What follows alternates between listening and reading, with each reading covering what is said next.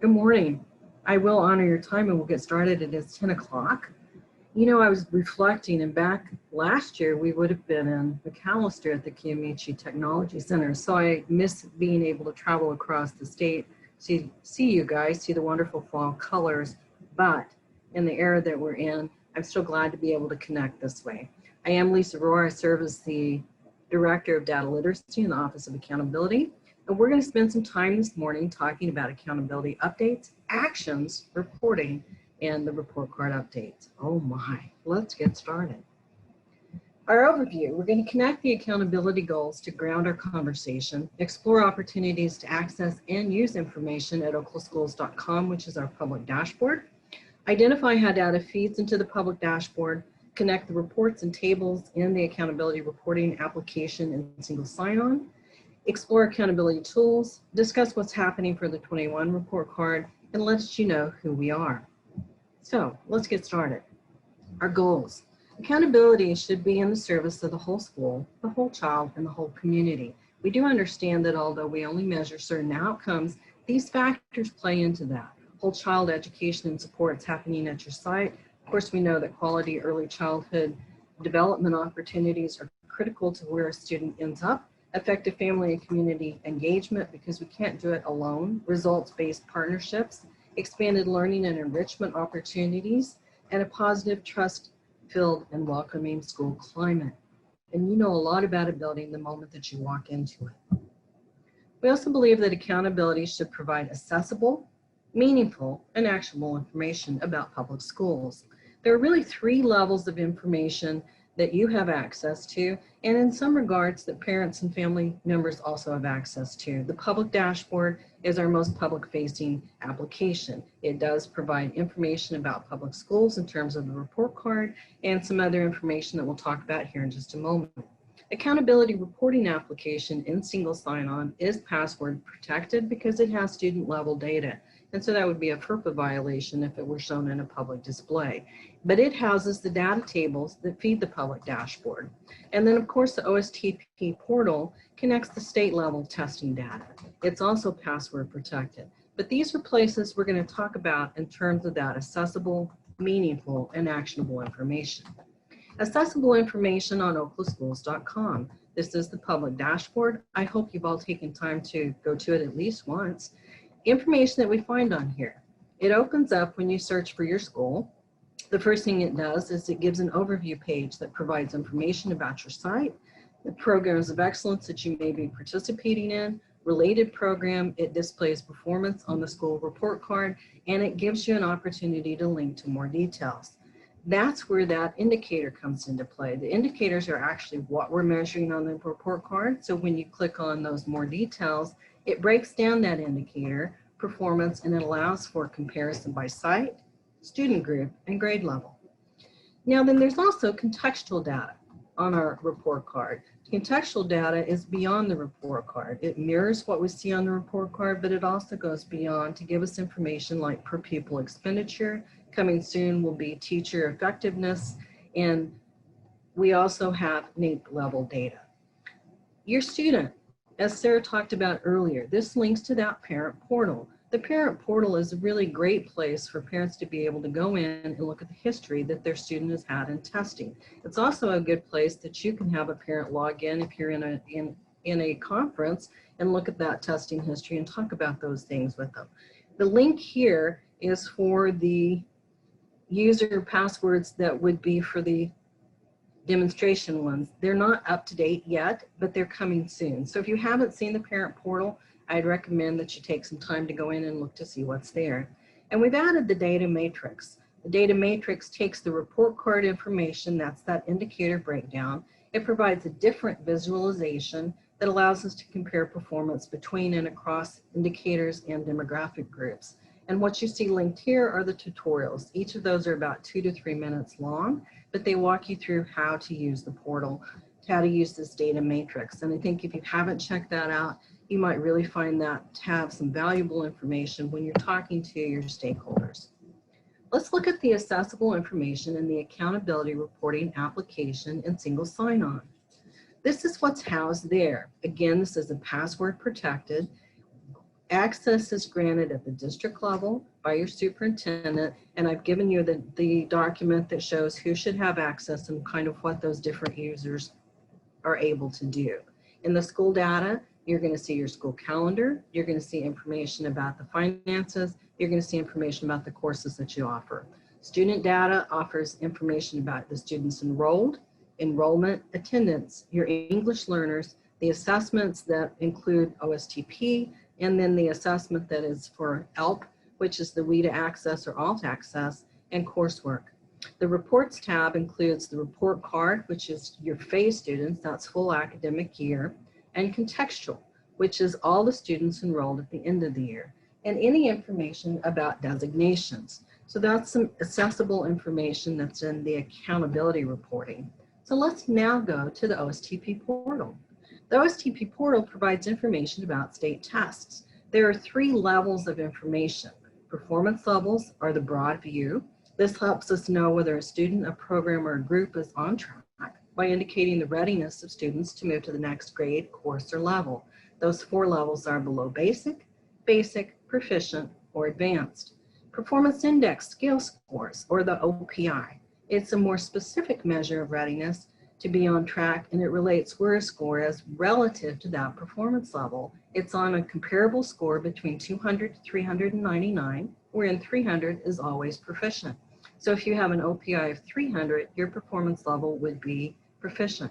If you have an OPI less than 300, you could be in the basic or the below basic category, depending on where that score falls. So that kind of helps guide us to how close that student is to the next level, or how close a group of students are to the next level. And then the finest grain size is the reporting category. And this one we're going to dig into more in this conversation today, because it provides a level of confidence that students are likely to be ready for the next grade, course, or level with respect to the content used to assess grade level mastery of the standard. So this gives us information on how students are doing in a particular area, like critical reading and writing, numbers and operations, or life science. The 3 levels are below standard, which means that we're not confident that the student has the skills they need, or at, near, or above standard, which means we're relatively confident that the student has the skills that they need. So we're going to connect that information when we dig in a little bit later. So I'm just whetting your appetite for what's coming. Now then, thinking about all of those levels of information, let's connect that to what another goal is. We believe that accountability should be integrated in a cycle of continuous improvement for schools, identifying what's working and what may be improved. So we're looking at our data through the lens of school climate, family engagement, how we're implementing our standards, our facilities, and the access that our students have to opportunities to learn, opportunities for enrichment, opportunities for quality education and ambitious teaching and learning. So thinking about that data, we know that it doesn't measure all of these things, but it's a part of this cycle. We also have a very strong belief, and this is our theory of action, that all students can grow and all schools can improve. And when we think through that lens, then it helps us to really recognize that we have some students that are performing at that higher level. How can we enrich for those students that are performing at a lower level? What additional supports might they need? You see chronic absenteeism, that is one of our indicators. It looks at the amount of lost instructional time that's happening, because it gauges which students are losing 10% or more. That's just a matter of 2 days a month. And so what we know as educators is that when our students aren't present to learn, they're less likely to learn. So it sets at the top of this because it is really connected to everything. None of these indicators work in isolation. It is just a K-12 system, as we'll see on this next slide. These are the different measures that we use in the Oklahoma School Report Card. Chronic absenteeism is measured from grade K through 12. Why is that? Because we know that what happens in kindergarten, if students are missing a lot, affects in grade 3. They're missing a lot in grade 6, they're less likely to graduate by grade 12. So we can look at these patterns. Academic achievement is based on those OSTP scores, and it's measuring that readiness. We measure that in grades 3 through 8 and grade 11.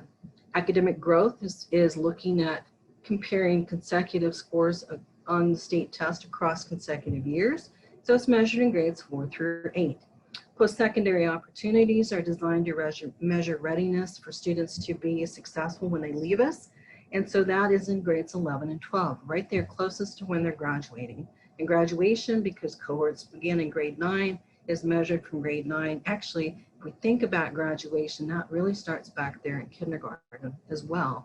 But in terms of the data, we're looking from grades 9 through probably 14, 15, and beyond. Contextual measures and outcomes mirror the report card. Remember, those are what we find in the about our state, about our district, about our school. These include attendance, assessment performance, student progress, and graduation. Attendance is a mirror of chronic absenteeism, and that's really looking at how well are we engaging students and removing barriers to regular attendance to lessen the impact of lost instructional time. Assessment performance mirrors academic achievement. What are we looking at there? We're looking at how well are we supporting groups of students in being ready for the next grade, course, or level. Student progress mirrors academic growth. Remember, that's comparing test scores across consecutive years. What are we really looking at there? We're measuring how well we're supporting students in progressing towards or maintaining mastery of grade level standards. And graduation mirrors graduation. And we're looking at how well we are supporting students in graduating with a diploma in 4, 5, or 6 years. Now, contextual measures also go beyond the school report card to include things like per pupil expenditures, NAEP, and coming soon will be civil rights data collection that will include measures of school quality, climate, and safety, and participation in preschool and accelerated coursework, and then professional qualifications of teachers. So that's going to be added to the dashboard here in this tab about our state, about our district, about our site. This is also governed by federal regulations, and that is linked right here under contextual data requirements under the Every Student Succeeds Act. So think about the amount of information we now have publicly available to help us make good conversations that help us support all of our students. Actions we can take. We have 2 years worth of data. That's not exactly a trend. We'd prefer to have 3, but we can certainly start comparing outcomes by grade levels and student groups. We can begin to celebrate what is working so that we can plan equitable next steps for what can be improved, because that's the story that our data can help us tell. So we're going to be looking at outcomes to actions. From outcomes, we gain knowledge. Through knowledge, we can have actions. And we're going to break each of these down. Are you ready? We're going to start with attendance, because we do know that that's the first measure. If our students are coming to school, they're more likely to learn. So attendance outcomes look at the percent of students counted present 90% or more of the instructional days in the school calendar. In 2017-18, we had 83.7% of our students were counted present 90% or more of the time. In 2018-19, 83.62. So you see that stayed about stable. From this information, we can really start digging in and thinking about what interventions we already have in place that may be working to support those different student groups, so that we can look at what interventions we may need to add to support other student groups. And there's also, notice it says in our policies, tier interventions and instructional supports. That link that you have on interventions right there takes you to one of my favorite documents called Attendance Playbook.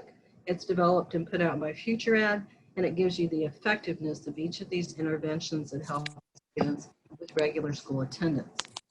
Let's break this down by grade level. This is also information that's right there on our public dashboard. I did take the numbers and I put it into a graph here that looks a little different because I'm comparing across those grade levels. Notice that we stayed stable, but look what happened in kindergarten. There was a little bit of a dip. We know from research that if students are chronically absent, meaning that they miss 10% or more of the instructional time available to them through the school calendar, they're less likely to read by grade 3. The interventions we put in place for our kindergartners may look very different than those interventions we put in place for our grade 9 students. Look what happens when we get into those middle grades, grades 3, 4, and 5. This is where we see some of our highest attendance. Let's think about what we're doing there that's really helping kids want to come to school, and then maybe what happens at that transition, because we start that downward trend in grade 7. That's a big transition year for a lot of our students. So maybe thinking about what we're doing with those transitions. And then of course, grades 8, 9, grades 9, 10, 11, and 12. What are we doing there? Because again, at grade 12, our attendance rates seem to be the same as they were at kindergarten. So what can we do to help our seniors stay engaged in coming to school? And those are the kinds of questions that we can ask when we're looking at this data. So attendance outcomes by grade and year give us some good thought. We can also look at it by student group, and we should. Did you know that 58.6% of our students in Oklahoma are considered economically disadvantaged? When we know this, or when we, I'm sorry, it's 59.8, there's my dyslexia playing in. When we think about this, the kinds of interventions that we put in place for our economically disadvantaged may look very different than the kinds of interventions we would put in place for our foster students or our homeless students. And even look at female and male, there's a little bit of difference between that. You'll notice that in population-wise, we have a little more girls than we do males at this present time, so girl power right here on this data. And we're comparing those 2018 and 2019 to think about, was there something that we implemented in 2018 that may have helped and caused a bump in 2019? And if so, let's celebrate that, and let's dig into it and leverage it to see how we can help those other groups. Some celebrations that I did pull out. The percentage of students in good attendance in grades 9 through 12 increased slightly between 2018 and 2019. The percentage of, I might think that that could be related to the fact that we've implemented ICAP. So we're now connecting students to what they want to do after high school. The percentage of our English learners, military and foster students in good attendance remained higher than the state average in both 2018 and 19. So think about the supports we have in place for those students. The percentage of American Indian students in good attendance increased from 81.98% to 85.7%. So those are some celebrations we can pull out from that data. Now next, let's look at some actions. Of course, comparing student groups to ask questions, because data should lead us to better questions. We can also identify and connect other sources of data, like student engagement surveys, our local assessments, because we know sometimes if students don't feel successful at school, they're less likely to want to come to school. We can celebrate what's working. We can gauge the effectiveness of our current policies. A policy might be that you have a tardy policy that says if you have missed 5 days, if you're tardy 5 days, then we're going to count that as a full day absence. We used to do that because in high school, if you had good attendance, then you were exempt from your final tests if you had the right grades. So thinking about that policy, is that policy really looking at the lost instructional time, and is that a measure that is helping? And that's a question you can ask through this. Identify what may need to change, and then of course connecting schools with other schools. On our overview page, there is a distribution graph. It is interactive, and we can click on that graph and find schools that are performing better than we are, or see where we rank in terms of how we're performing with schools across the state. When you click on that data point, it opens a window that shows you all the schools. You could reach out to them to see maybe what they're doing with attendance. More actions. Expanding culturally inclusive practices and social emotional competencies. Conducting those surveys, and we've given you 2 surveys here. They're both free. The SDE stakeholder was built here in-house. The scan or the seat survey was recommended through attendance work. Connecting with students and families using their ICAP to build those relationships and help them connect with what's happening at school and what happens with life outside of school. Reviewing and revising IEPs and 504s based on our guidance here for students with disabilities. And there's some really great resources from attendance work on leveraging absentee data during the COVID-19 crisis. So all of these are linked in this document for you to look through and think about them a little more. Something that I'm excited to talk about is we now have an early warning system in the accountability reporting application. This will help us this year, and we can also look at our trends from last year. This is located in that, remember, it is password protected, but this is operating right this minute. This is real-time data. I can go in, I can click student data, I can click on attendance, and notice it pops up a window that gives me all of my students, And then any student that has already missed 10% or more of the instructional days is given a red box. And then I can dig in and think about what might be happening with that student. And it even gets better. I know that's really hard to believe, but just wait till the next slide. I can click on view and it opens a calendar and it shows me exactly what days that student missed. So when I'm looking at this student, yes, they have missed 17.14%. They've missed 6 days, but it was the first 6 days of enrollment. So it could be that they just didn't get connected. Maybe they had some problems with computer. Maybe this was in a virtual space, but they haven't missed a day since that point. So the decisions I might think about for this student would be different than if I opened and saw different patterns for different students. So when you're thinking about that team that you have for your absent students, this is a wonderful tool for looking at our attendance data in real time so that we can start really thinking about what interventions we have in place to break down those barriers students may have with coming to school or coming to learning, whatever that learning looks like right now. Assessment performance outcomes. This is based on our OSTP data, and we're looking at the percentage of students that demonstrate readiness for the next grade, course, or level by scoring proficient or advanced on the state test, because then we can identify what may be working to support those different student groups and where improvements may be needed in horizontal and vertical alignment and instructional supports. This is for math. In 2017, 30.6% of our students demonstrated readiness. And we bumped up a little bit in 2018-19 to 31.9%. Again, you see that distribution graph. That shows you how schools across the state performed within this. I can click on any one of those bars and it identifies those schools. And so I can look at that range and think about where we fit. We're looking at this by different student group. We're looking at ELA and math in this particular chart, and we're comparing those different rates so that we can see what may be working for different students, and we can really look at where those gaps may exist. Again, remembering that about 59.8% of our students are economically disadvantaged. That is our largest group. And this would be whatever your groups look like. So this data could be customized. You can make a copy of this slide deck and you can populate this with your data so that you could use this at your site and help people think about what's happening. And you can also then compare with the state to see where you fall in that category. By grade level, this is 2018, 2019. Some things that pop out to me. Look what happened in grade 3. We went from 33.3% demonstrating readiness to 38.8% demonstrating readiness. So that's one area that we really jumped up. And then most of those other areas, and then look what happened right around grade 4. And thinking about those grade 4 students, those grade 4 students were grade 3 students, right? So what's the different and what are we maybe missing between grade 3 and 4 that we grew one year and then decreased the next year? And in this particular measure, we had 351,000 students. And I should have told you, for the last measure in attendance, we have 738,000 students. So that is our most inclusive measure.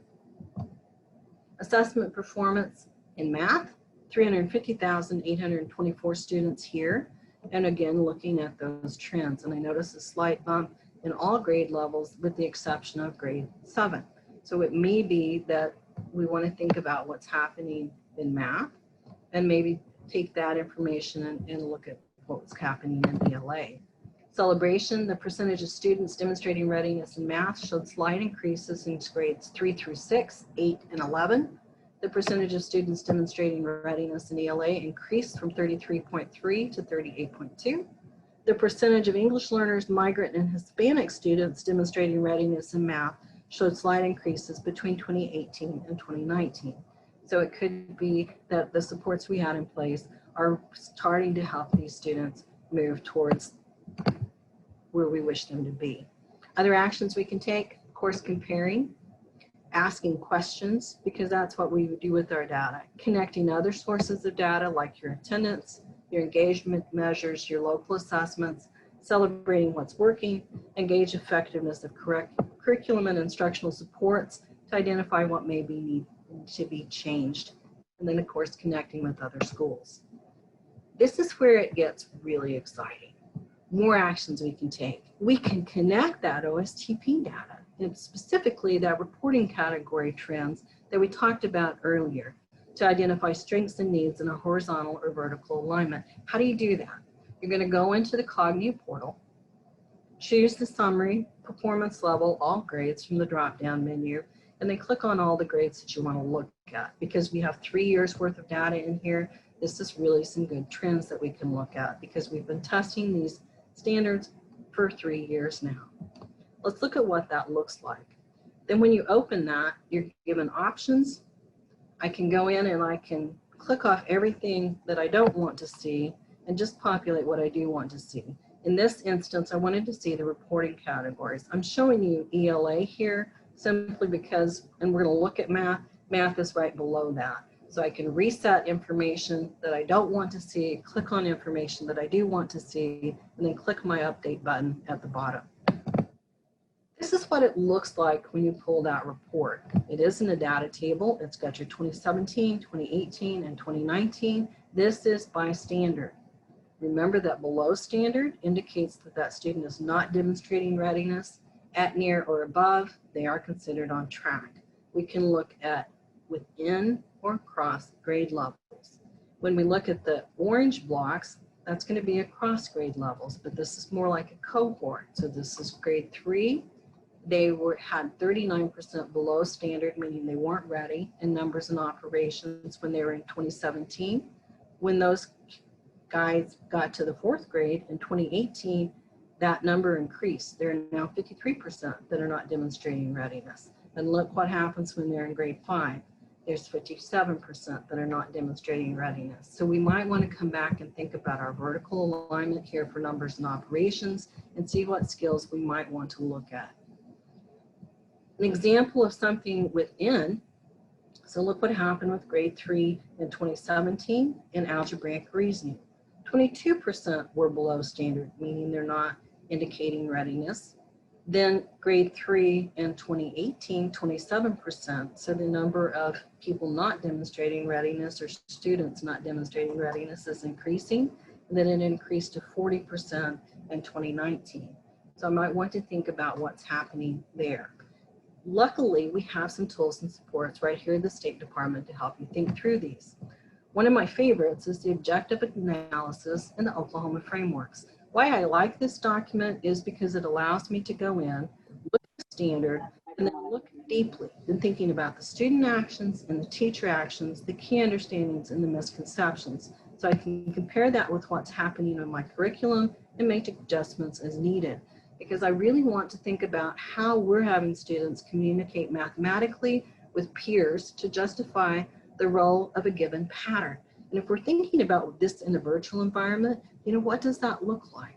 And teacher actions use mathematical representations to model a variety of strategies. So how are we doing that, and how many strategies are we implementing for this standard? Create, describe, and extend patterns involving addition, subtraction, or multiplication. I'm given that standard in a nutshell, and to me that's really critical information because these were built by Oklahoma teachers for Oklahoma classrooms. So this is how we see the standards in our state. I can also use the standard progressions to examine what students should know and be able to do changes, compare again with our curriculum and make adjustments, and scaffold and supports, especially in this era. When we're thinking about that increasing gap that we saw with those grade 3 students, or actually what we saw with those numbers and operations, I pulled out numbers and operations here, standards. There are progressions for math, literacy, and science. And I've linked where those progressions are. In math, it's actually in the standards. For English language arts, it's in the literacy progressions. And it lines the standards up side by side so you can begin to compare how those skills change and think about what might need to happen. We didn't have this group of students for 6th grade testing, but we could certainly pop that 6th grade standard in here and see what kinds of skills happened in 6th grade and think about the local assessment information that we have. So that's one way to then pull in our reporting category to kind of hone in on where our students may need that extra support in this time of the year, because we're looking at trend data and then we're connecting it to our curriculum. Student progress. Student progress I love because it couples with academic achievement, and it helps me know whether students are making progress in maintaining or gaining mastery of those grade level standards. This is built on a scale between 0 and 200, and it's that growth value. I've linked the table here so that you can see what that looks like. Of course, the higher the number, the more growth that they've demonstrated. 0 would indicate no growth at all, and 200 would be the maximum that you could have. This is for all grades, so this is the combination of English and math. 85.7 in 2018, 88.1 in 2019. So something's happening that helps us understand what may be working so that we can really dig in and think about what we may need to work on. Let's dig into this a little deeper. Let's start this time with the student groups. Again, ELA and math compared side by side, 2018 and 2019 across those demographic groups, thinking about who's showing increases and where things are decreasing, thinking about the strategies that we may have put in place and engaging how well those may be working. Again, by grade level, comparing those two. And something that you notice here in grade 5, look what happens. We go up from 103.7 to 98. So what may have happened in grade 5, that's where we have our writing test. So how much exposure did our students have to writing? Could be a factor that we wanted to look at. There are 238,000 students and 654 included in this measure. Here's what it looked like in math. For all, we saw quite a bump from 79.9 to 86.6. And then at each grade level here, we saw a bump.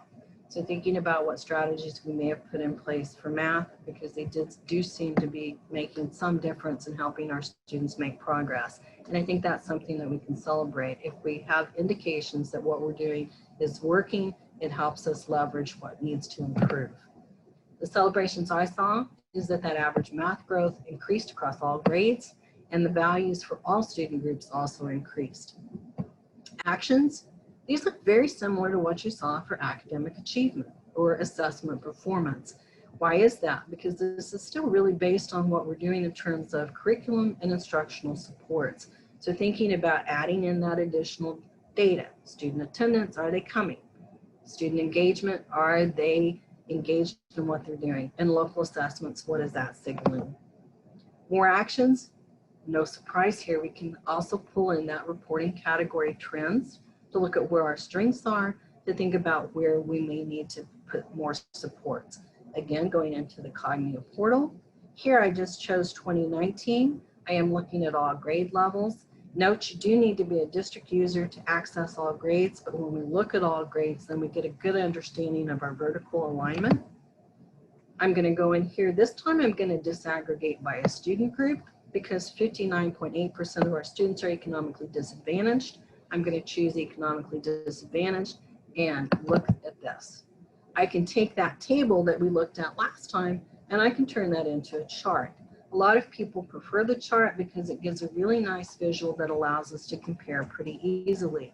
In this instance, what we notice, and this is for critical reading and writing, and what we notice is that economically disadvantaged students are scoring lower than non-economically disadvantaged students. When we think about critical reading and writing, it's kind of maybe looking at the exposure students have to on-level reading. Or are they allowed to compare text? Are they looking at informational text? Are they allowed to read, how are we using their Lexile levels to help them choose books for those independent reading? And how are we helping them grow in these skills?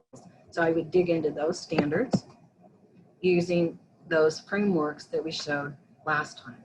More actions, identify where those groups of students are doing well, look at your vertical and horizontal alignments, and because we're looking at student groups, think about the supports you have in place for your diverse learners, because different strategies, there's not one size fits all. So thinking about what your students look like, how you're leveraging their uniqueness, and what kinds of strategies you have in place to help them meet their needs. Expanding those culturally inclusive practices and social emotional competencies, we know from research that all of those things have positive effects. So thinking about your data through the lenses of those three levels. Are you ready to talk about alpha? English language proficiency rate. So what we know about our English learners is that when they become proficient in the English language, then they outperform all of our other students. So helping them get there is a critical part of why we include this measure. So in this particular contextual measure, what we're looking at is the percent of English learners that are proficient in the English language based on their WIDA Access or ALT Access scores. In 2017, 6.9% were, and in 2018, 7.2%. So we're not making a lot of progress there yet, and yet is that magical word. So if we break this down, one of the things I noticed here is it seems that grade 4 or 5 seem to be those sweet spots. It seems to be maybe where we can help those students a little more. And if we have it by grade 12, then it seems that that could be a barrier for those students. Just looking at this data and these comparisons, there are 56,601 students in grades K through 12 included in this measure. Again, comparing the percents, connecting other information, gauging the effectiveness of current programs, practices, and instructional supports. This is the link to the ELA framework that just came out, and it gives you some really practical information on different strategies to use and the effectiveness of those strategies that you can really think about how you're supporting those English learners in terms of the programs and instructional supports you have in place. More actions. This is another really exciting moment that we have for you. You know, we populated them through here just to keep you engaged. And the thing that I'm struggling with here in this online environment is that I can't see your faces. But if I could, I'm sure I would see lots of excitement because we now have in our student level data that English learners tab. Look what we have. We have their prior score, and that is from their 2020 assessment, the score that they're going to need here in 2021 to meet that target, to help us know that they're on track to exit their English learner program on time. I can compare those. The strategies and things I put in place for that first student that's at 274 and needs a 365 are very different than the supports that that student that's at a 323 and needs a 353 may need. And it gets even better. Just like we can use the reporting category to kind of hone in on where we may need support, we can also click on a student and we can view their assessment. And we can look at these different elements of the English language test, the listening, the reading, the speaking, and the writing, and hone in on where they may need support. Something that pops out to me here is that that lowest area is in the speaking. So now I can go in and look at the strategies and tools that they may need to help them gain more proficiency in that element of this test. So we've got all of this information now in single sign-on to help you have better conversations to help support students. And that's pretty exciting to me, and I hope you find it exciting as well. Graduation, the pinnacle, the moment that they leave our protective environment and enter the world of success for their future after high school. Here's the cohort for 4, 5, and 6. Now keep in mind that the 4-year grad rate is based on the 2018 cohort. The 5-year grad rate is the 2017 cohort. The 6-year grad rate is the 2016 cohort. And thinking in that 2017 cohort, that would include those students that needed that extra year. They get added back into that cohort. We're looking at the percent of students graduating with a diploma. We're thinking about what's working to support those different student groups, to think about what supports may be needed to remove barriers, expand access, and connect career and interest to support students in graduating. Here's what it looks like across those cohort years. Again, these are independent cohorts. There's the 2018 cohort, the 2017, and the 2016. And do we have a question? Nope, sorry, okay, let's just move my hand. And so we can look across those different student groups. One thing that really popped out to me here was our military rates seem to be some of our highest rates. So thinking about what may be in place there. And when I looked at our English learners for that 4-year cohort, it seems to have dropped significantly from that 5-year cohort. So perhaps those students need that additional time. Because when we look at students with disabilities, they're 61.1 in the 4-year, but we have an 80.8 in the 5-year. And I know that oftentimes during that transition plan, our students with disabilities have more time to graduate. So that's what we're capturing with this information. I'm going to remind you that graduation is based on federal regulations. Students are assigned a cohort upon entering high school, generally 4 years after their initial enrollment.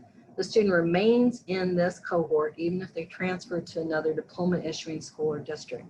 Cohorts can be adjusted by adding students who transfer in after 9th grade, subtracting students who immigrate, which is exit code 04, transfer to another diploma issuing school, which is exit code 02, or pass away, which is exit code 05. And those are the 3 ways that a student can be removed from a cohort.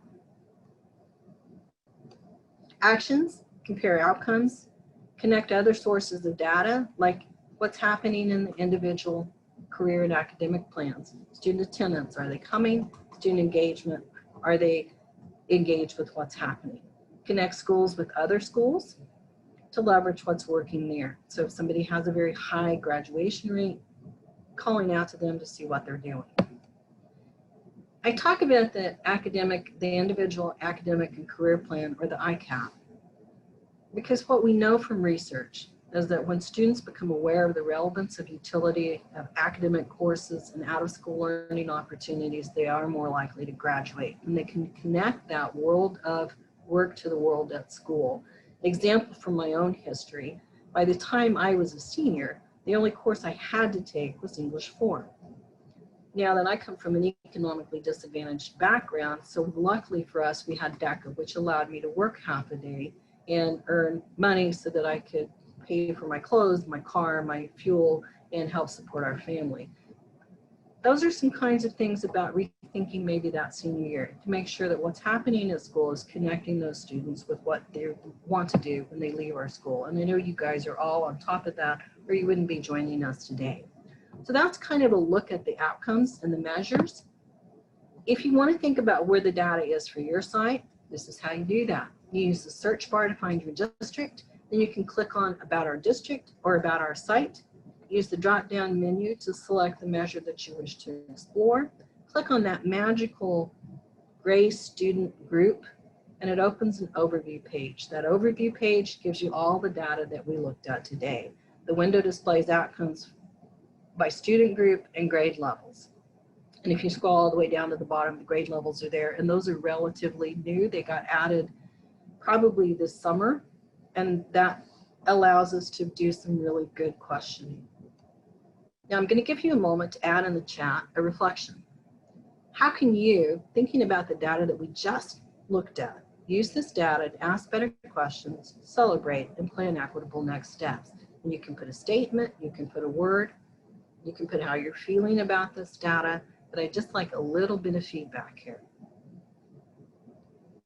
I'm going to give it a little bit of time. I was a teacher for a really long time. I taught middle school and high school, so I'm pretty good at wait time.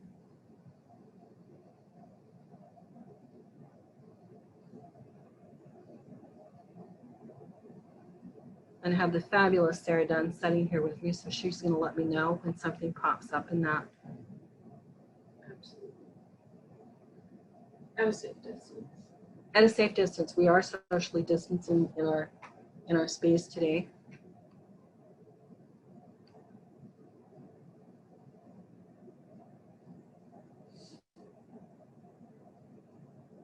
Or how you're already using this data. Maybe I didn't share anything new with you.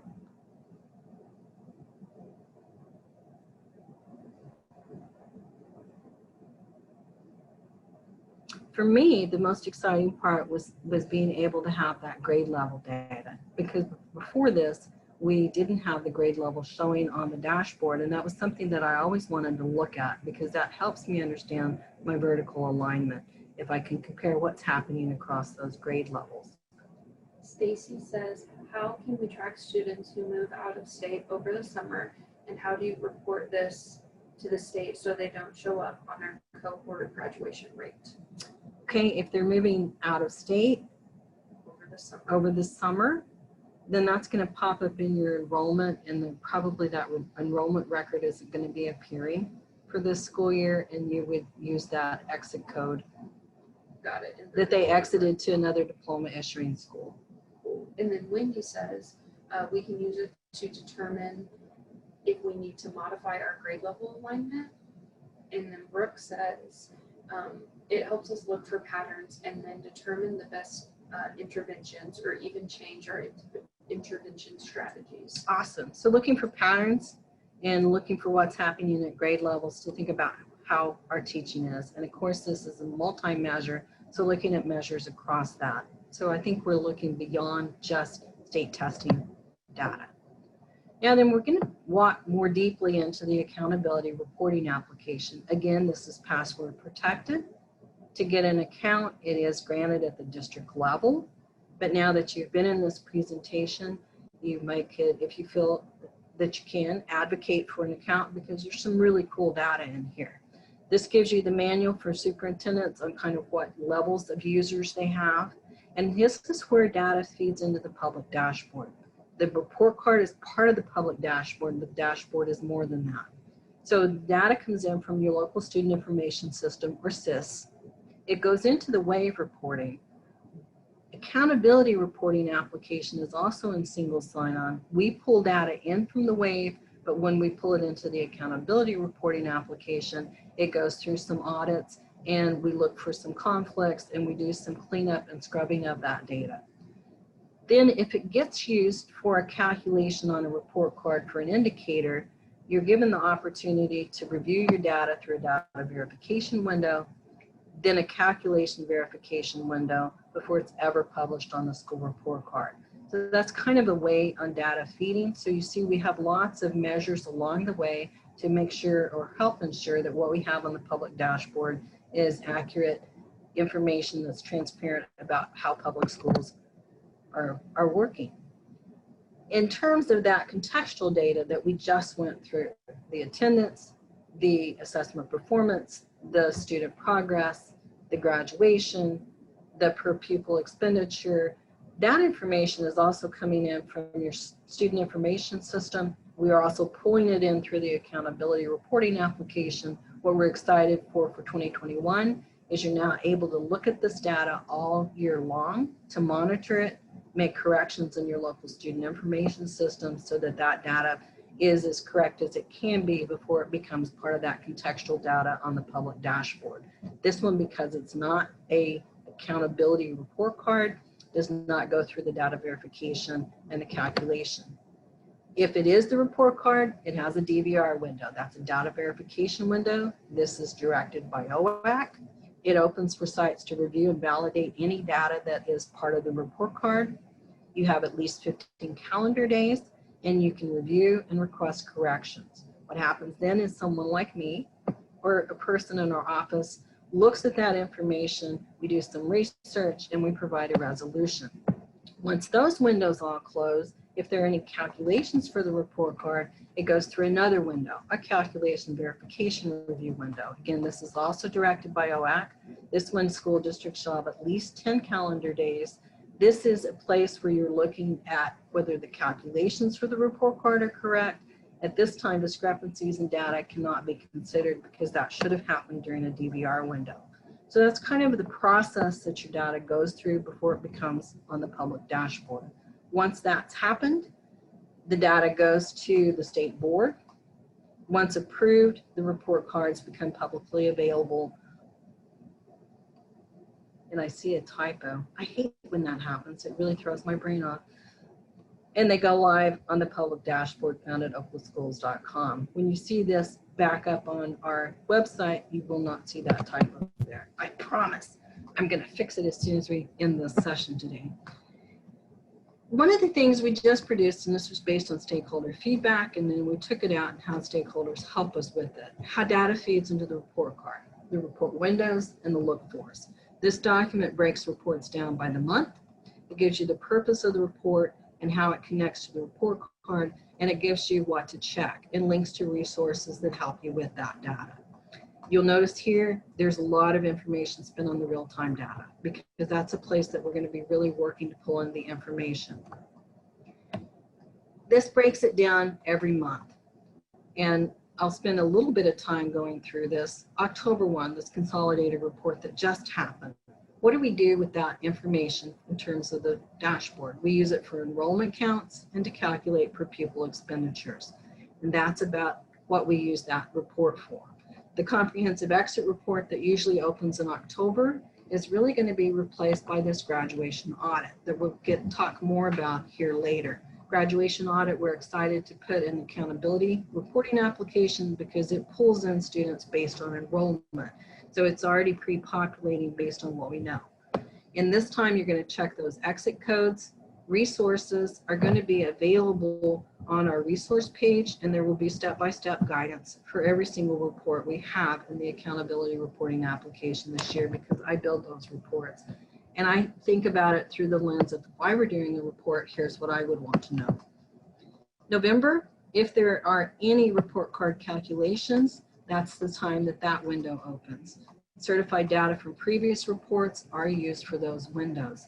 And again, we have the calculation workbooks and single sign-on, and then we have single sign-on toolkits, and here's where those are located. The toolkit walks you through what that looks like and gives you an opportunity to think about that calculation. So it gives you a step-by-step how we arrived at those. During this time, you're going to check for omission of certified data, a data miscalculation, or special circumstances, and that's what would be reported at that time. In January, February, we used to have the historical adjusted graduation cohort report. This is what was currently being used. It will be replaced by the graduation audit, which we'll talk about a little bit more later. I have some slides prepared for that one. Application and single sign-on. So we have a few questions. The first being, if they don't attend our school at the beginning of the year, they do not ever attend, so are not enrolled to delete, so not exited. We will have some step-by-step guidance out for that, and we're taking the questions that we're getting here, and we'll make sure that those are incorporated in those FAQs when we get to that graduation audit. And the next time is, will there be any adjustment made to OPI due to pandemic? In terms of the performance levels, think about what happens with those. What we do with those performance levels is that comes back when, so for example, the 2021 tests, those performance levels may shift slightly. 300 will always be proficient, but those bands may shift slightly. They don't shift a lot, but they could shift a little bit. And that is that Oklahoma Performance Index score, but 300 will always be proficient. And then the bands for below basic, where proficiency ends from 300 to whatever, and the band from advanced could shift slightly. And we can go back, actually let's talk about that a little bit more in context here. I know if I could turn back time. It's one thing I like about being able to do a slideshow and actually turn back time. So let's go to assessment performance, because I think to give you a frame of reference for what she's talking about this growth value. We're going to open that up for a moment. This is the growth value table. That's not exactly the table I was looking for. So let's look back here. And let's go to accountability, because I know where it is there. And it's going to be found right here on tables. And in terms of what we're looking at, these growth bands, these are the levels that they were talking about. So currently for grade 3, below basic is from 200 to 276. For accountability purposes, we divide that band in half. This band might shift slightly on the 2021, and we will update that as soon as that happens. So these are the performance bands for the 2018-19 school year, and they're based on the performance levels for the 2018-19 OSTP administration. And they have a performance level lookup table in their guidance as well. And so for accountability, we take that same table and we just divide it into half for each of those bands. Did that answer that question?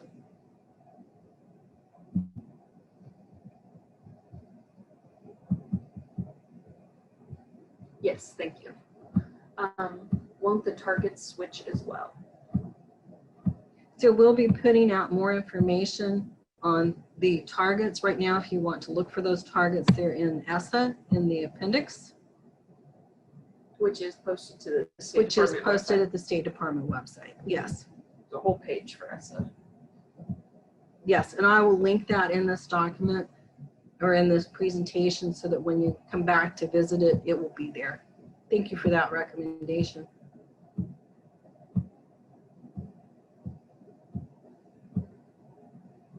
Good questions. Now we're going to dig a little more deeply into the accountability reporting application. We've made some, I think, very exciting changes. We were thinking about this through the district user lens and what kind of information would be helpful for you as you're looking at data. Again, there are multiple levels of data. School data holds your calendar, your finance, your coursework.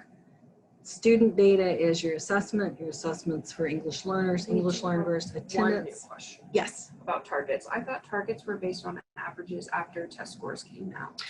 No, in terms of the targets for each priority student group, the targets were set back in the when we did our ESSA plan. And so those targets are individual for those different priority student groups. They do increase over time because the goal is to have students proficient by 2025. Would have been 18-19 was the first year, right? The new accountability system. 18-19 was our growth. 17-18 was our first report card. Okay. And so 17-18 had the targets for grades 3 through 8. And then targets for high school were added in 18-19 when that CCRA, ACT, and SAT became our test. And we have those targets available for you. We showed where those alignments are on our tables tab on our web page. Other questions about those targets?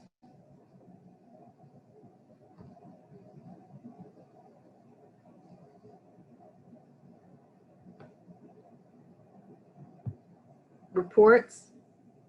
The data we looked at today was contextual. Why? Because of this theory of action that all of our students can grow. So this one is more inclusive. Report card just includes FAE or full academic year students. So if we're thinking beyond FAE, contextual gives us that ability. Complex is a new area that we have on our dashboard. When you open it up, you're going to see if you have any complex. This could be in your English learner status. It could be in a duplicate STN. It could be in a course. So these complex we're going to use to let you know that we see a problem in your data so that you have an opportunity to fix it in your local student information system and then come back to make sure that it's been resolved. The appeals tab is we're going to use for district user resolution for medical exemption requests that your site puts in. The SDE resolution, so anything that we're resolving in terms of a data verification request or a calculation verification request. So that's what's going to happen in that tab that's called appeals. So we have a school data tab, a student data tab, a reports tab, a complex tab, and an appeals tab. And this is the levels of data and what happens within each of those tabs. Now we're going to walk through a little bit about what's happening. In the accountability reporting, the school data, the finance expense is aligned to the OCAS, Oklahoma Cost Accounting System, school district financial information that's on the public dashboard. It's actually on the State Department website. And this is used to populate per pupil expenditures on the public dashboard. So this is where that information comes from. You also have school calendars. Notice this is highlighted in the peach color. That means this is live data for 2021 so that you can go in and look at it all the time. School courses, uploads from the Wave, provides you with site opportunity to monitor your coursework that we use for post-secondary opportunities indicator. So this is real-time opportunities, and we're going to walk into each of those. In terms of the school calendar, this is what that looks like. It's populating right now. You can go in and click on any of the calendars that you've submitted, and you can compare enrollment and attendance rates for each day. Days that are shown in the pink and in the red indicate that you have high levels of absenteeism. So in terms of this one, on the 24th, 17 of their 174 students were absent. So you might want to think about what's happening the 23rd, the 24th, and the 25th. Was there a change in that system? Because attendance seems to have dropped off during this week. I notice that this is yellow here. So it makes me wonder, this indicates that we weren't collecting any attendance data. So that could have been something that was happening in the coding that you might want to go in and look at. You can then go back and look at calendars from previous years to think about patterns that have happened in attendance. One of the things when I taught in Putnam City, one of the changes we made, they gave kids a free fare ticket for a Friday. Well, we determined long into that, far enough into that if students weren't coming to school on Friday, that made a good professional learning day for teachers. Because as a teacher, the last thing we probably wanted to do would be attend the fair on the day that all of our students were there. So a change like that, when you have a lot of students absent, thinking about that. I came from the Arctic. We had subsistence hunting. So when it was hunting season, we surrounded some professional learning there as well, because we knew that culturally inclusive practice of hunting was incredibly important for our students and their families to be able to eat through the winter. So looking at this data through that lens helps you make some policy decisions.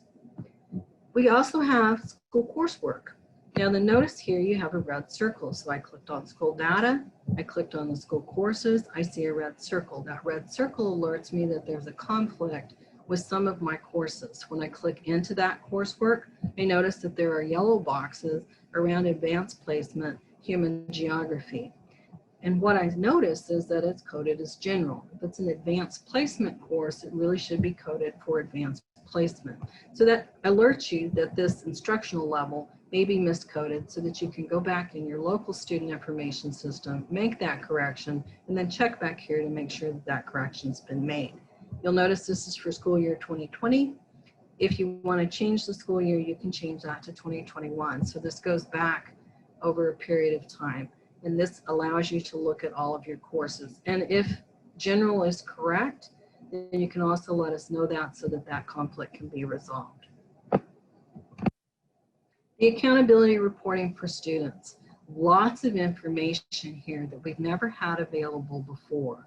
That student, and when Sarah talked about your demographic overlay, you can monitor this all year long, because this displays the student's name and their demographic history for each year and enrollment at an Oklahoma public school.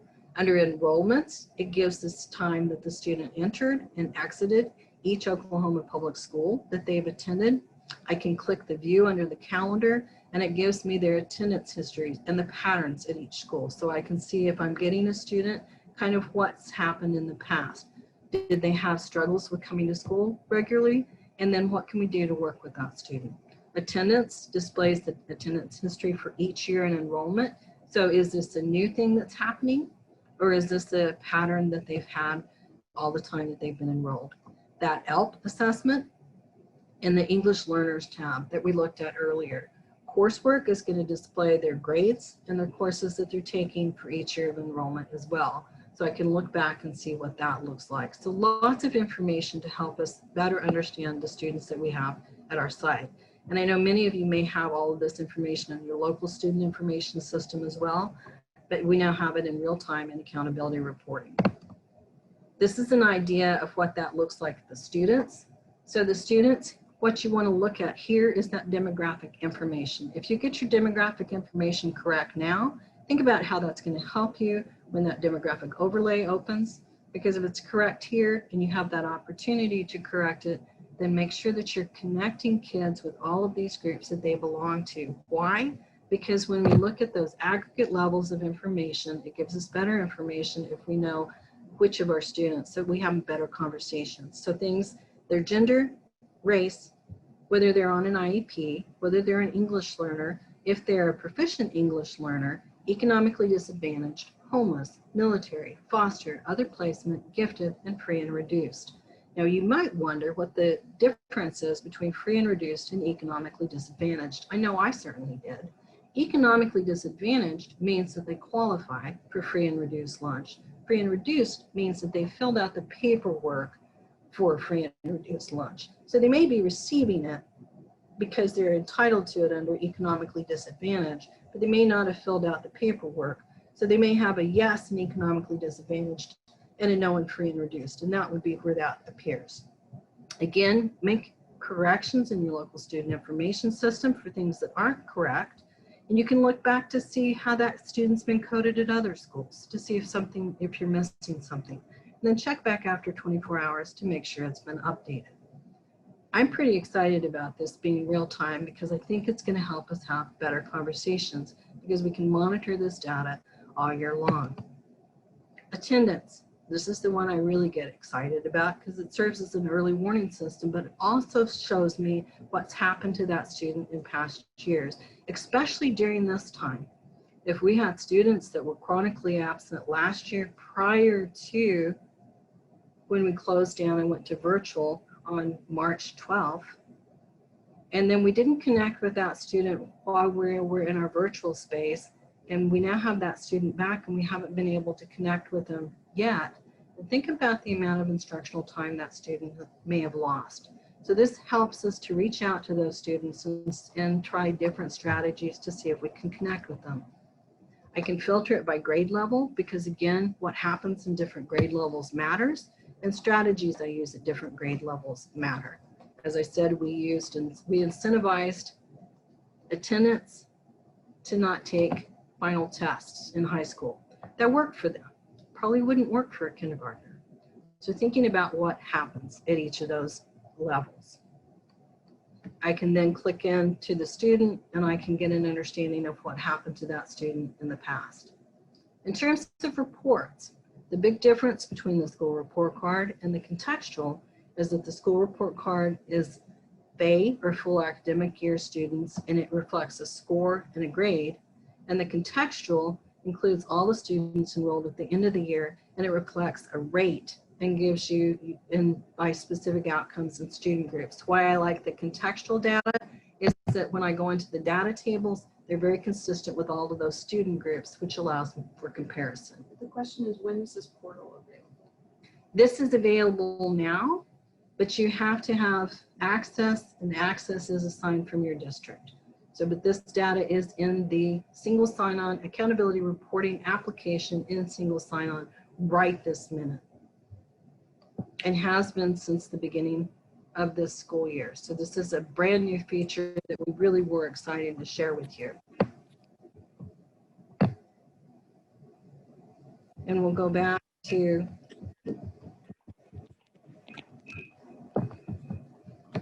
it looks like this. It's the accountability reporting application. It's in single sign-on.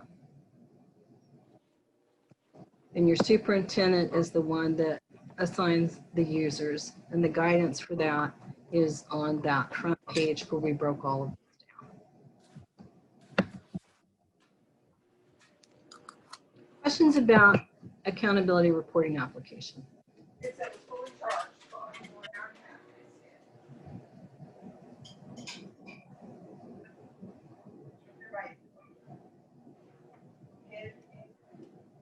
Upcoming report windows. Right back.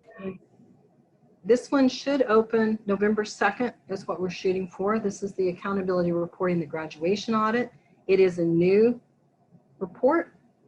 It's going to process through single sign-on. It's going to allow you to review student graduation records specific to the 4-year adjusted cohort and provide specific documentation to resolve any student records that are flagged as discrepant. And so this is already going to be flagging to show that we don't have, that there's something missing in terms of the coding. Getting ready for this would suggest that you go in and look at the tables and just become familiar with the data, review those FAQs to think about the codes. We will have step-by-step guidance when the audit opens.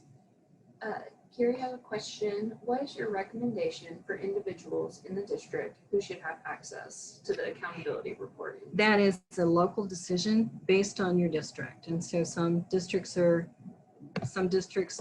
have more access to data than other districts. So that is a discussion to have with your district leaders. But I think sharing the information that we now have in here is maybe a good help. So coming back and going, here's what the things we can now see, and thinking about how that helps you in your work. But I always believe in self-advocacy.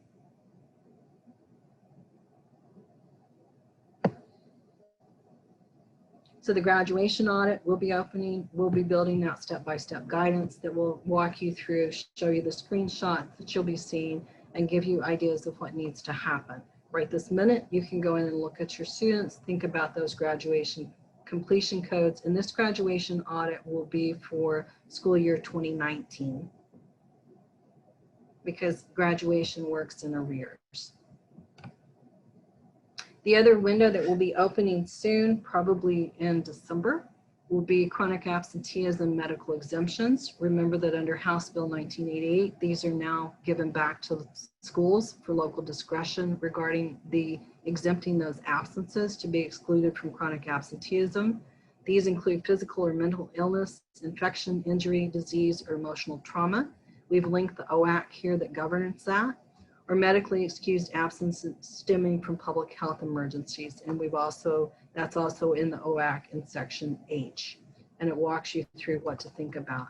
How do you get ready for this? Several things need to be happening probably now. Reviewing what the determination of the chronic absenteeism, approving an attendance policy. OSSBA worked with school leaders. They developed a sample policy. That's what you see linked here. If you've not already developed or adopted a board policy, this is an example.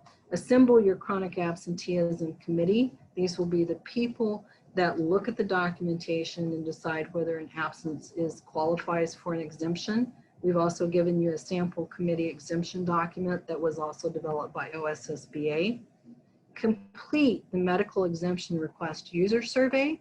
This tells us who your district user will be. The district user is the one that's going to make the approvals for any of those requests made by site level users, and that's linked right here. Review the toolkit. The toolkit is the step-by-step guidance that will walk you through what that process looks like. And again, reviewing the student with disabilities and chronic absenteeism guidance to think about IEPs and 504s that you may need to modify to meet the letter of what's happening with that guidance. So those are some things to do to get ready for that. Again, there will be more information as that window gets closer, but we already have that toolkit built out, and it's actually been vetted by a couple of district users. So if you look at it and see something that doesn't make sense to you, reach out to me and we can make corrections in that.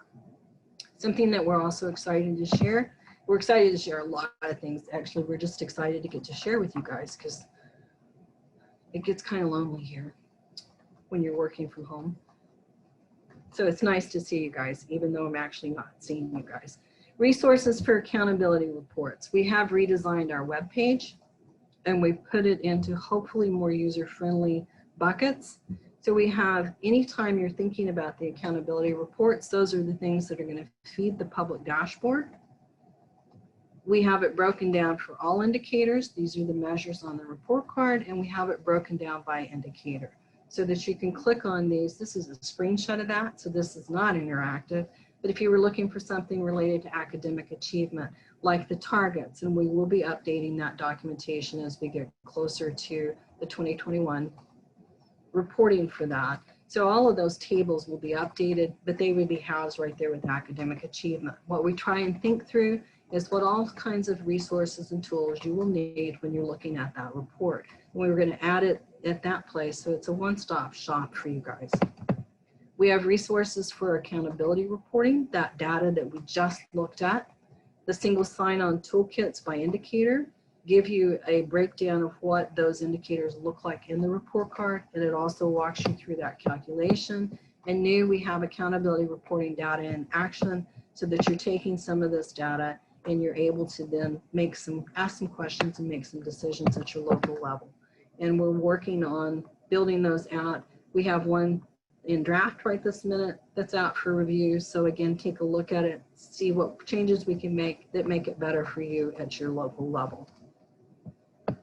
Questions about the accountability reporting? And now I know what you've all been waiting for, are report card updates.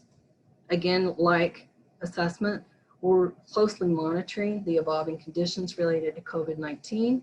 We're working with our technical advisory committee. We're also working with the feds, and we will keep you updated as much as we can. As of this moment, we will have a 2021 report card. And so we're getting ready for that. Now then, also the 2021 academic year, U.S. Department of Education and OSDE do require that state and local education agencies continue to track attendance regardless of the learning environment. Because of that, the Office of Data and Information created guidance on calendar and attendance coding to reflect the schools and students' attendance. These are linked right here. You can go in to the accountability reporting application in that calendar to make sure that your codes are coming in correctly. If that's not happening, reach out to student data information at sde.ok.gov to see what needs to happen in your local SIS to make sure that those codes are pulling over correctly. So those guidances are right there. LEAs make the determination when a student is considered present or absent based on local policy in your learning environment. So you're the ones that are controlling that. What we pull in accountability is we pull in a full day present, we pull in a half day present, a full day absent, and a half day absence. Schools will now have local discretion regarding medical exemptions to be excluded from the chronic absenteeism indicator. Again, that's that OAC, and we've asked you to review and look at that. We are finalizing the chronic absenteeism medical exemption window, and we will provide schools with guidance on that in the coming weeks. We're also finalizing a 2-page document that talks about considerations for the 2020 report card and considerations for the 2021 report card. That information will be included in these slides when they are finalized and go on the website. And there will be a document on our webpage, we hope next week, and we'll send out an announcement with that as well. Resources for the report card. The spotlight documents, if you've never taken a time to look at those, they provide an overview of each indicator. They talk about why it matters, how it's measured, and address frequently asked questions, like those targets for priority student groups. The e-learning modules walk you through the report card and explain how each indicator is calculated and indexed along that scale that we see on our dashboard. Oklahoma Edge modules are brand new. They are professional learning modules, and they provide 3 hours of professional learning. They unwrap and connect measures from the school report card on the public dashboard with resources and actionable next steps. We're actually able to pull in the problems of practice that we had in our tele-edge sessions last year. And so you'll see recordings of what schools are doing that they found successful in terms of each of those indicators. We have expanding post-secondary opportunities, the reducing lost instructional time, connecting quality curriculum, and those are a few of those topics. And of course the tables, those are the tables that are used to calculate any school report card information, and we update those tables as that information becomes available to us so that you have the most up to date. And there's an archives that gives you what we used for previous report cards. So when those targets are updated, that document would appear there, but it's also going to appear on the academic achievement indicator guidance as well. So that's one of our goals. If there are things that we can help you with, we've got a survey right here. And that's a needs survey. We've sent this out through the superintendent email. We also send it out to our contact emails. And this gives us the contacts. Who do we contact at your site to let you know what's happening in accountability, and how can we support you in understanding the report card or the accountability reporting application or any of the reports. And that's what's in that needs survey. Our website, as I've said, it's been redesigned. We think that the information flows more nicely, but if that's not the case, reach out and let us know how we can do better. We are a small but mighty team. We're here to help and we're here to serve. My email I will put into the chat, but with that, are there questions? Because I know I have covered an awful lot of information.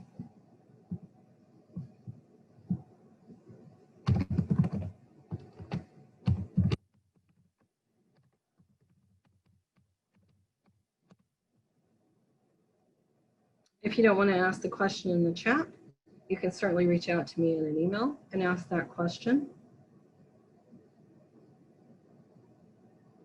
I'm going to give some time for questions, but I also want you to be thinking.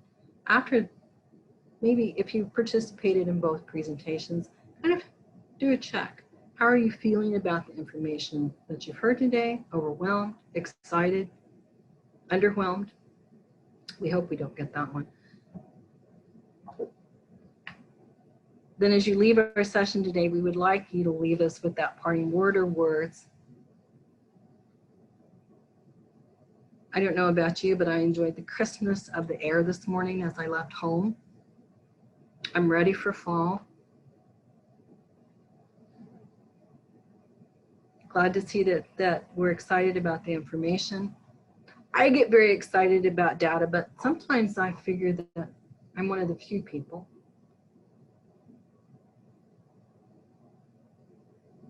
Understandable. Yeah. And I'll turn that off. I'm going to close these slides, so I'm going to stop sharing so that we can see one another's faces.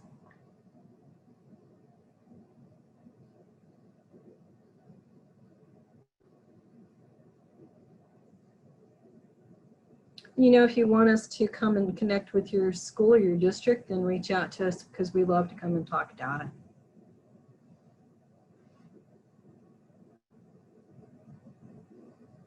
We are here to help and to serve. I think that that's hopefully something that you took away from today. We know that the work that you do is incredibly hard. We know this is an unprecedented, challenging time as well. And here we're talking about testing and accountability when really we're trying to keep the air in our floaties. And so we are here to help air your floaties up. We've got duct tape. Mm-hmm. Yeah, maybe some patches. Ah! Whatever we can do. You know, so whatever we can do to help make your lives easier, we love to do that.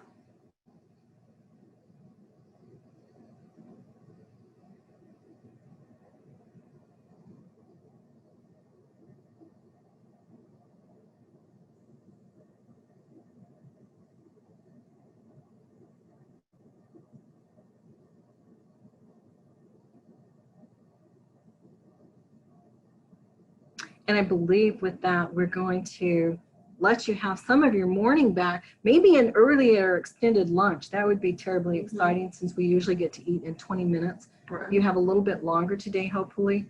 Again, reach out to us with any questions that you come up with as you're processing this information. If you're like I am, I would have a question about 2 o'clock in the morning. If you want to send us an email at 2 o'clock in the morning, you're certainly welcome to do that. I won't guarantee you that I'll answer it right away, but I will get to it when I get here. Absolutely. So we appreciate all that you do. Reach out to us with your questions, and thank you so much for joining us on this Tuesday, October 13th in the year 2020. And if your fall break is coming up, enjoy it. Yes, if your fall break is coming up, please enjoy it. And if you have wonderful fall color, email me so I can come see it, because I haven't found it yet. Be outside. All right, I'm gonna call it a close.